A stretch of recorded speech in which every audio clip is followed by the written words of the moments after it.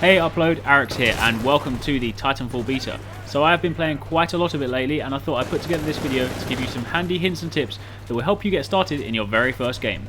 No prizes for guessing that a lot of these tips centre around the Titan itself, but there are a couple of handy pilot tips as well. Now kicking it off with the Titan Rodeo. Now when you first start the game you will be a pilot and not a Titan, but that does not mean to say that you're weak and it does not mean to say you should run away from Titans. The Titan Rodeo is where you run up behind a Titan, use your double jump to jump on its back, rip open the brain casing and use your primary weapon to shoot its brain and in turn destroy the Titan. This is a really effective way to take down Titans and does a lot of damage if the Titan pilot doesn't realise you're there. What you want to make sure you do not do, however, is use your anti-Titan weapon. Every pilot is equipped with an anti-Titan weapon, which is a rocket launcher, and if you use that at close range when on the back of a Titan, it will kill you, so don't do that.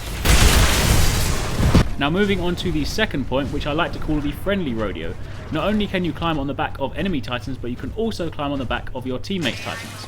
The same principle applies, you run up behind it, you double jump and you climb on the back, but instead of opening the brain casing, you instead draw out your primary weapon and you can then shoot from the shoulder of your teammate's Titan.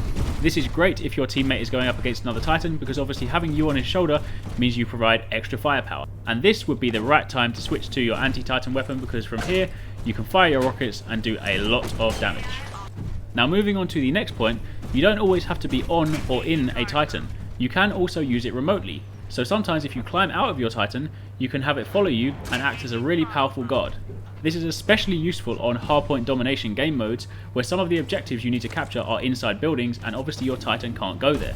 So what you then do is you climb out of your Titan, jump in the building and have it patrol around outside on remote, and then it can act as your own personal bodyguard. You can also press down on the D-pad to switch it from follow mode to guard mode if you wanted to stay in one specific location. Now moving on to Titan combat. Ordinarily, when inside your Titan, you want to move around quite conservatively and try and avoid fire where possible, because obviously you can still take quite a bit of damage and obviously you don't want to lose your Titan. However, there are still times when you want to get up close and personal.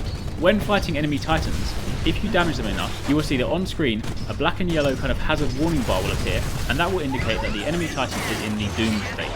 When it's in the doomed state, you can then walk up to it or dash up to it, press the melee button, and you will then punch through the enemy cockpit, grab the pilot out, and then throw him into the distance.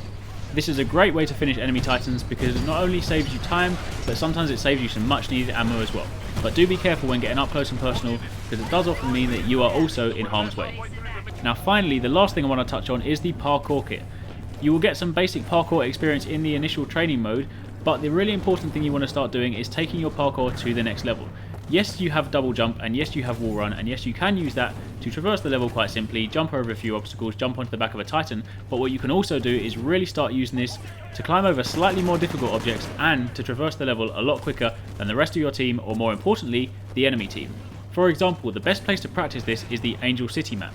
Angel City is a great map to practice your parkour on because it is a really close quarters map with lots of tight alleyways, lots of close walls and plenty of room to jump from wall to wall and climb and vertically scale buildings.